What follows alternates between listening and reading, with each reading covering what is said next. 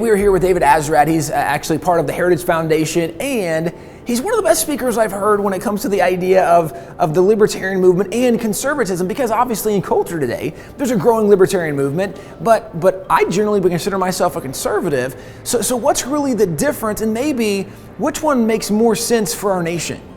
That's a good question, and there's a lot of confusion on the right because they're two distinct movements. They decided to come together in the 1950s to defeat communism. And what has happened is that in this alliance, the mind of conservatism was kind of colonized and taken over by the rhetoric of libertarianism. So there's a real problem amongst conservatives.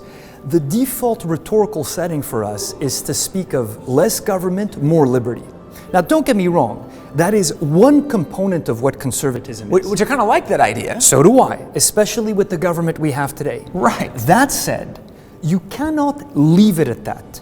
Because if the only two poles in your worldview are the individual and the state, and they're fighting for liberty, then why is it that you oppose the legalization of hard drugs, for example? Sure. Why are you opposed to prostitution? It makes no sense. If it's just for an individual. Consenting adults should be allowed to do what they want. Sure. So a conservative is someone who recognizes that individuals have rights and they are free, but then realizes that the individual is embedded in various communities. The first one is the family. Individuals don't drop from the sky ready-made one morning. Right. They're born to parents who raise them. These families in turn belong to churches. These churches are embedded by civil society, which in turn is embedded in a state, which in turn is embedded in a country. And a conservative is someone who thinks of the individual in relation to this, and also via the lens of an intergenerational compact. You and I are probably the same generation, but there's a generation that came before us, and here's the key one that will come after us. Right. And a conservative is someone who looks to the future.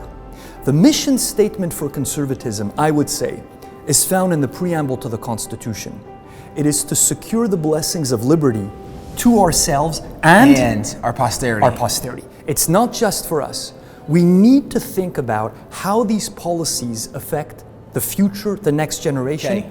Are they sustainable? So a libertarian makes sense for an individual, but maybe if there wasn't society, because we live in a culture and society, there's something we want to conserve, not just for us, but for the future generation. Okay, David, mind blown, I get it.